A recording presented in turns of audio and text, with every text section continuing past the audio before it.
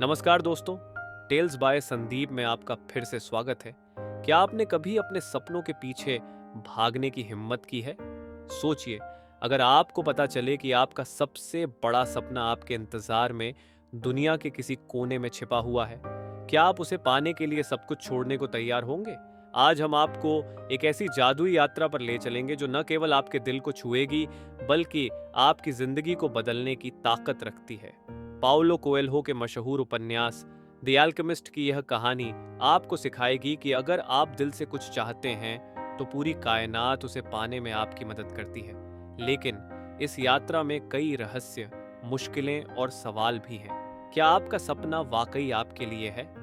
जानने के लिए इस वीडियो को अंत तक जरूर देखें। रात का समय था। सेंटियागो अपनी भेड़ों को चराते हुए खंडहरों के पास से गुजरते हुए एक टूटे हुए चर्च में पहुंचा। वहां एक पुराने गूलर के पेड़ के नीचे उसने आराम करने का फैसला किया और सो गया। सोते सोते सेंटियागो ने एक अजीब सपना देखा। सपने में एक छोटी बच्ची उसकी भेड़ों के साथ खेल रही थी। खेल खत्म होने के बाद उस बच्ची ने सेंटियागो का हाथ पकड़ा और उसे मिस्र के पिरामिडों की ओर ले गई। वहां पहुंचकर उसने सेंटियागो से कहा, यहीं तुम्हारा खजाना छुपा है। बच्ची सेंटियागो को यह बताने ही वाली थी कि खजाना कहाँ गड़ा हुआ है। तभी सेंटियागो की आंख खुल गई। सेंटियागो सुबह उठा और बाजार चला गया। वहां उसने कुछ किताबें खरीदी ताकि पढ़ाई कर सके और अपने मन को शांत रख सके। सोचते सोचते उसने तय किया कि उसे तरीफा जाना चाहिए, जहां वह सपनों का मतलब समझने वाली एक औरत से मिल सके। तरीफा पहुंचकर वो उस औरत की कुटिया में गया और अपने सपने के बारे में बताया। औरत ने उसकी बात ध्यान से सुनी और कहा, तुम्हें सच में मिस्र के पिरामिडों तक जाना चाहिए। वहीं तुम्हारा खजाना छिपा हुआ है। यह सुनकर सेंटियागो चिढ़ गया। उसने मन ही मन सोचा, यह तो मुझे पहले से ही पता था। यह औरत जरूर कोई ठग होगी। नाराज होकर वह वहां से चला गया। आगे बढ़ते हुए सेंटियागो की मुलाकात एक बूढ़े आदमी से हुई। बातचीत के दौरान बूढ़े ने उससे कहा, तुम्हें अपनी तकदीर को पाना होगा। तुम्हारा खजाना मिस्र के पिरामिडों के पास छिपा हुआ है। मैं तुम्हें वहां तक पहुंचने का रास्ता बता सकता हूं, लेकिन बदले में तुम्हें अपनी भेड़ों का 10वां हिस्सा मुझे देना होगा। बूढ़े ने आगे बताया, मैं सलेम का बादशाह मेल्किजेडेक हूं। हम रोशनी के देवता लोगों को उनकी नियति को पाने में मदद करते हैं। सेंटियागो को यह सुनकर थोड़ा अजीब लगा। उसने कहा कि वह इस सौदे के बारे में सोचकर जवाब देगा। सेंटियागो ने बहुत देर तक सोचा। वह अपनी भेड़ों से बहुत प्यार करता था और उनकी चिंता उसे सता रही थी। लेकिन आखिरकार उसने फैसला किया। अगले दिन सेंटियागो अपनी भेड़ों का 10वां हिस्सा लेकर बूढ़े आदमी के पास पहुंचा और कहा, अब मुझे बताओ, मेरा खजाना कहाँ है? बूढ़े ने बताया, तुम्हारा खजाना मिस्र के पिरामिडों में छिपा हुआ है, लेकिन वहां तक पहुंचने के लिए तुम्हें संकेतों का अनुसरण करना होगा। इतना कहने के बाद बूढ़े ने अपने सिर पर ओढ़े हुए लबादे को हटाया। अचानक वहां से तेज चमक उठी। बूढ़े ने सोने का कवच पहन रखा था। यह देखकर सेंटियागो को यकीन हो गया कि वह सच में सलेम का बादशाह है।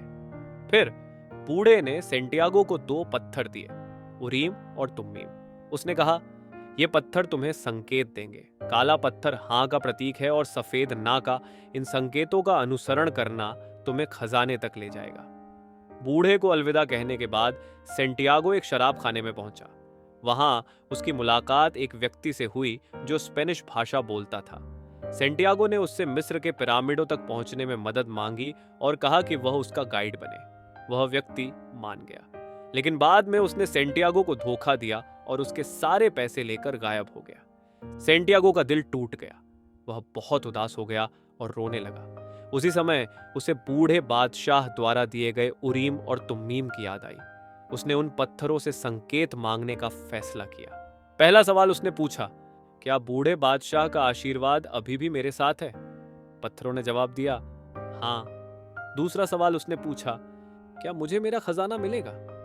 जवाब मिलने से पहले ही पत्थर उसके हाथ से गिर गए। सेंटियागो समझ गया कि पत्थरों का गिरना भी एक संकेत है। उसे एहसास हुआ कि कुछ सवाल ऐसे होते हैं जो हमें नहीं पूछने चाहिए। ज्यादा सवाल पूछकर हम अपने जीवन की राह से भटक सकते हैं। अगले दिन सेंटियागो पहाड़ी की चोटी पर स्थित एक क्रिस्टल व्यापारी की दुकान पर पहुंचा। वहां उसने काम करना शुरू किया। उसकी मेहनत और बुद्धिमत्ता के कारण व्यापारी को काफी फायदा हुआ। सेंटियागो ने व्यापारी को सुझाव दिया कि वह क्रिस्टल में चाय बेचने का काम शुरू करे। व्यापारी ने उसकी सलाह मान ली और इस नए विचार से उसे काफी मुनाफा हुआ। सेंटियागो ने वहां 11 महीने और 9 दिन तक काम किया। इस दौरान उसने काफी पैसा जोड़ लिया, इतना पैसा कि वह वापस अपने घर लौटकर 120 भेड़ें खरीद सकता था और व्यापार शुरू कर सकता था। लेकिन जब उसने व्यापारी से विदा लेने की अनुमति मांगी तो उसने सोचा, गडरिया तो मैं फिर कभी भी बन सकता हूं, लेकिन अब जब मेरे पास इतनी पूंजी है तो मुझे अपने खजाने की खोज फिर से शुरू करनी चाहिए। साहस जुटाते हुए उसने फैसला किया कि वह खजाने की तलाश में निकलेगा। तभी उसे याद आया कि क्रिस्टल व्यापारी को सामान पहुंचाने वाला व्यक्ति रेगिस्तान को पार करने के लिए कारवां का इस्तेमाल करता था। सेंटियागो उस सौदागर के माल गोदाम पहुंचा और कारवां के साथ रेगिस्तान पार करने की योजना बनाई। वहां उसकी मुलाकात एक अंग्रेज से हुई जो जल्दी ही उसका दोस्त बन गया। अंग्रेज को एक किमियागर की तलाश थी जो किसी भी धातु को सोने में बदलने की कला जानता था। अंग्रेज ने सेंटियागो को बताया कि किमियागर नखलिस्तान में मिलेगा। सेंटियागो और उसका दोस्त अंग्रेज कारवां के साथ ऊंटों पर सवार होकर रेगिस्तान की यात्रा पर निकल पड़े। सफर के दौरान सेंटियागो की ऊंट चालक से अच्छी दोस्ती हो गई। एक दिन ऊंट चालक ने सेंटियागो को बताया, ऐसी खबर है कि कबीलों में लड़ाइयां छिड़ चुकी हैं, हमें बहुत सावधान रहना होगा। कई कठिनाइयों के बाद कारवां नखलिस्तान पहुंचा। वहां पहुंचते ही किमियागर को यह आभास हो गया कि इस कारवां में एक ऐसा व्यक्ति है जिसे वह किमियागरी के रहस्य सिखाने वाला है। इस बीच कबीलों के सरदार ने सभी यात्रियों को आदेश दिया, हम तब तक यहीं रुकेंगे जब तक कबीलों की आपसी लड़ाई खत्म नहीं हो जाती। नखलिस्तान में अंग्रेज ने सेंटियागो से कहा, तुम मुझे किमियागर को ढूंढने में मदद करो। दोनों लोग किमियागर का पता लगाने के लिए एक कुएं के पास पहुंचे। वहीं उनकी मुलाकात एक खूबसूरत युवती से हुई। उसका नाम फातिमा था। सेंटियागो पहली नजर में ही उससे प्यार कर बैठा। उसने फातिमा से किमियागर का पता पूछा। फातिमा ने दक्षिण की ओर इशारा करते हुए किमियागर का पता बताया। अंग्रेज दक्षिण की ओर चला गया और किमियागर से मिला। अगले दिन सेंटियागो फातिमा से मिलने की उम्मीद में फिर से कुएं पर गया। वहां उसे अंग्रेज मिला। अंग्रेज ने बताया कि किमियागर ने उससे कहा है कि वह शीशे को सोने में बदलने का प्रयास करता रहे। इसके बाद अंग्रेज अपने प्रयास में जुट गया। कुछ देर बाद फातिमा कुएं पर आई। सेंटियागो ने उसे देखते ही कहा, मुझे तुमसे पहली नजर में प्यार हो गया था, क्या तुम मेरी जिंदगी का हिस्सा बनोगी? मैं यहाँ खजाना खोजने आया था और पूरा रेगिस्तान पार किया है, लेकिन अब मुझे लगता है कि तुम ही मेरा सच्चा खजाना हो। फातिमा मुस्कुराई और बोली, लड़ाई किसी दिन खत्म हो जाएगी, तुम अपना खजाना खोजने जाओ, मैं तुम्हारा इंतजार करूंगी। रेगिस्तान की औरतें अपने आदमी का इंतजार करती हैं। मैं भी तुमसे प्यार करती हूं, लेकिन पहले तुम अपना सपना पूरा करो। सेंटियागो ने फातिमा से वादा किया, मैं जरूर वापस आऊंगा, और खजाने की तलाश में आगे बढ़ गया। सेंटियागो अपने तंबू में अंग्रेज के साथ था। अचानक उसने देखा कि आसमान में एक चील दूसरी चील पर हमला कर रही है। उसे यह दृश्य कुछ अजीब लगा, मानो यह किसी बड़े खतरे का संकेत हो। उसे ऐसा महसूस हुआ कि नखलिस्तान पर हमला होने वाला है।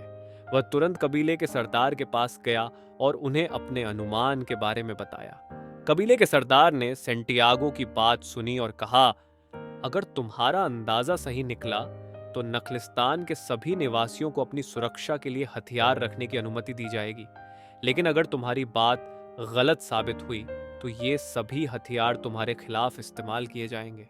सेंटियागो सरदार के तंबू से लौट रहा था कि रास्ते में एक सफेद घोड़े पर सवार व्यक्ति ने उसे रोक लिया। उसने सख्त लहजे में पूछा, क्या चीलों के संकेत तुमने पढ़े? सेंटियागो ने जवाब दिया, हाँ मैंने ही पढ़े। फिर उसने पूछा, तुमने ऐसा क्यों किया? सेंटियागो ने कहा, क्योंकि वह चील नखलिस्तान को बचाना चाहती थी।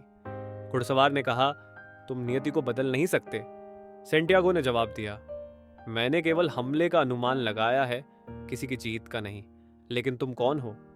घुड़सवार ने कहा, अगर तुम कल हमले में बच गए तो दक्षिण की तरफ आ जाना और मुझसे मिलना। अगले दिन सेंटियागो की भविष्यवाणी सच साबित हुई। नखलिस्तान पर हमला हुआ, लेकिन वहां के योद्धा पहले से ही तैयार थे। नखलिस्तान ने यह युद्ध जीत लिया। कबीले के सरदार ने सेंटियागो को बुलाकर उसकी तारीफ की और इनाम स्वरूप उसे 50 स्वर्ण मुद्राएं दी। इसके बाद सेंटियागो घुड़सवार द्वारा बताई गई दिशा में चल दिया। दक्षिण दिशा में पहुंचने पर उसने एक तंबू देखा।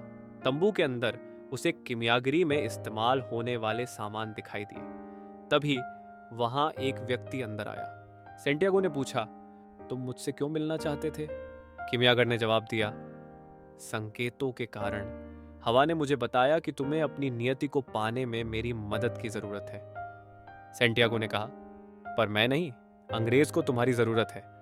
किमियागर ने सेंटियागो से कहा, मैं जानता हूं कि वह अंग्रेज अपने काम में लग चुका है, लेकिन तुम्हें मेरी जरूरत है। मैं तुम्हें तुम्हारे खजाने की दिशा दिखाने में मदद करूंगा।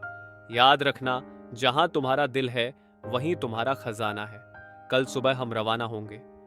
अगले दिन दोनों खजाने की खोज में रेगिस्तान के सफर पर निकल पड़े। 7 दिनों तक वे यात्रा करते रहे। इस दौरान सेंटियागो का दिल उसे डराने लगा। वह सोचने लगा कि शायद वह खजाने तक नहीं पहुंच पाएगा, सब कुछ खो देगा और इसी रेगिस्तान में मर जाएगा। कभी कभी उसका दिल उसे समझाने की कोशिश करता कि उसके पास पहले ही बहुत पैसा है, फिर खजाने की खोज में जाने की क्या जरूरत है। सेंटियागो ने अपनी चिंता किमियागर से साझा की। मेरा दिल मुझे डराता है। किमियागर मुस्कुराते हुए बोला, इसका मतलब तुम्हारा दिल जिंदा है। यह बिल्कुल स्वाभाविक है। तुम बस अपने दिल की सुनते रहो। उसे चुप तो तुम करवा नहीं सकते, लेकिन उसे समझने की कोशिश कर सकते हो। सेंटियागो ने यह बात समझ ली। उसने अपने दिल की सुनना शुरू कर दिया और उसे अपना मित्र बना लिया। धीरे धीरे वह अपने दिल की भाषा को समझने लगा और उस पर विजय प्राप्त कर ली। अगले दिन कुछ कबीलों के सैनिकों ने उन्हें पकड़ लिया और मुखिया के पास ले गए। मुखिया ने पूछा, तुम दोनों यहाँ क्या कर रहे हो? किमियागर ने जवाब दिया, हम तो साधारण लोग हैं और आपके लिए स्वर्ण मुद्राएं लाए हैं। सेंटियागो ने अपनी 50 स्वर्ण मुद्राएं मुखिया को दे दी। मुखिया ने किमियागर की ओर इशारा करते हुए पूछा, और यह तुम्हारा दोस्त कौन है? किमियागर ने कहा, यह एक किमियागर है। यह प्रकृति से मेलजोल कर सकता है और खुद को हवा में बदल सकता है। इतना ही नहीं, यह चाहे तो इस तंबू को भी तहस नहस कर सकता है। मुखिया ने उत्सुकता से कहा, मैं इसे ऐसा करते देखना चाहता हूं। किमियागर ने जवाब दिया, इसे ऐसा करने के लिए 3 दिन चाहिए। मुखिया ने सहमति देते हुए कहा, ठीक है, इसे 3 दिन मिलेंगे, लेकिन अगर यह ऐसा नहीं कर सका तो तुम दोनों मारे जाओगे। तंबू से बाहर आने के बाद सेंटियागो ने घबराते हुए किमियागर से कहा, तुमने ऐसा क्यों कहा? मैं खुद को हवा में कैसे बदल सकता हूं? किमियागर ने शांत स्वर में उत्तर दिया, यह तो तुम्हें सीखना पड़ेगा। किमियागिरी का यही रहस्य है। तीसरे दिन सैनिकों ने सेंटियागो को बुलाया। उसे खुद को हवा में बदलकर अपने कौशल का प्रदर्शन करना था। सेंटियागो चट्टान की चोटी पर चढ़ गया और अपने भीतर साहस जुटाने लगा। उसने महसूस किया कि अब उसे अपने दिल और प्रकृति से जुड़ने का समय आ गया है। सेंटियागो ने अपनी आंखें बंद की और हवा से संवाद करना शुरू किया। सेंटियागो बोला, हवा, मुझे अपनी ताकत का हिस्सा बना लो। मुझे कुछ क्षणों के लिए हवा बना दो और मैं तुम्हें उसकी अनंत संभावनाएं दिखाऊंगा। हवा को सेंटियागो की बात सुनकर हैरानी हुई। उसने सोचा, इंसान कैसे खुद को हवा में बदल सकता है? उसे गुस्सा आया और वह और तेजी से बहने लगी। हवा ने कहा, मुझे इंसान को हवा में बदलना नहीं आता। मैं सूरज से पूछती हूं कि यह कैसे किया जा सकता है। सेंटियागो ने मुस्कुराकर कहा, मैं तुम्हारी मदद करूंगा, लेकिन तुम इस जगह को रेतीले अंधड़ से भर दो। हवा ने सेंटियागो की बात मानी और रेगिस्तान में रेतीला अंधड़ खड़ा कर दिया। चारों ओर सिर्फ धूल और रेत थी।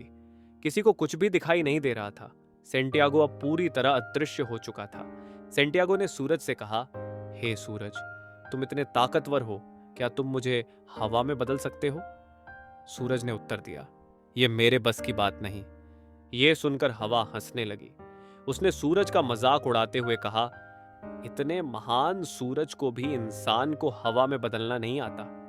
गुस्से में हवा ने खुद को बवंडर में बदल लिया और इतनी तेजी से बहने लगी कि सैनिक धराशायी हो गए। सेंटियागो ने आखिरकार खुद को हवा में बदल लिया और अपनी ताकत दिखाकर वहां मौजूद सबको चौंका दिया।